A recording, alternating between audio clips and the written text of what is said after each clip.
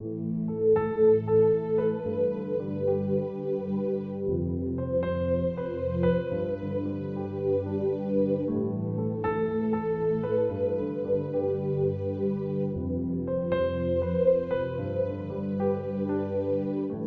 du 12 octobre. Kong Nyong. Car celui qui agit injustement récoltera selon son injustice, et il n'y a pas de considération de personne. Colossiens 3, verset 25. Kevin Carter a remporté le prix Pulitzer de la photographie en 1994. L'image qu'il a capturée n'est pas passée inaperçue. Un enfant affamé était sur le point de mourir et, à une courte distance, un vautour l'attendait. Carter avait pris cette photo en 1993 à Ayod, au Soudan. Le pays subissait l'une de ses plus grandes famines et était engagé dans une guerre sanglante. Le petit garçon se trouvait à peine à 20 mètres du village et avait au poignet un bracelet où était inscrit T3. T était la désignation de malnutrition sévère. Il était si faible qu'on le laissait mourir. Le photographe a attendu que le vautour déploie ses ailes et attaque, mais il ne l'a pas fait. Alors il a pris la photo et il est parti. Il est parti sans aider l'enfant. Le journal New York Times a posté l'image dramatique et sans surprise, les gens ont sévèrement critiqué son comportement. Pourquoi ne l'avait-il pas aidé? Comment avait-il pu agir ainsi? Quel cœur peut être assez insensible pour faire cela? Carter a remporté son Pulitzer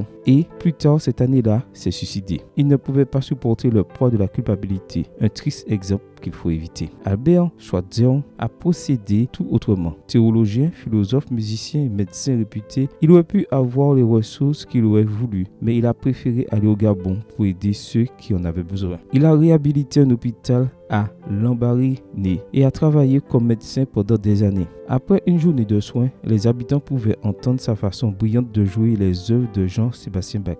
Il soutenait qu'en ayant du respect et de la vénération pour les autres, nous entrions dans une relation spirituelle avec le monde. En 1952, il reçut le prix Nobel de la paix pour son respect de la vie. Il disait « Un homme ne peut faire que ce qui est en son pouvoir. Mais s'il fait ça tous les jours, il pourra bien dormir la nuit. Et le lendemain, continuer à faire ce qu'il peut. » Un vrai exemple à imiter. La vérité est que Kong Nyong, c'est le nom du garçon soudanais, n'est pas mort ce jour-là. Il a surmonté cette adversité et a vécu 14 ans de plus. Nous ne savons pas s'il était au courant au sujet de cette photo ou de l'impact qu'elle a produit. Nous ne savons pas qu'il a aidé à s'éloigner du vautour et l'a soigné. Un Switzer anonyme. Nous ne savons pas s'il a été heureux et un bon fils. Nous ne savons pas grand-chose de sa vie, mais nous savons que c'était une personne et on respecte les gens. Amen. Bonne journée à toi et que le Seigneur te bénisse.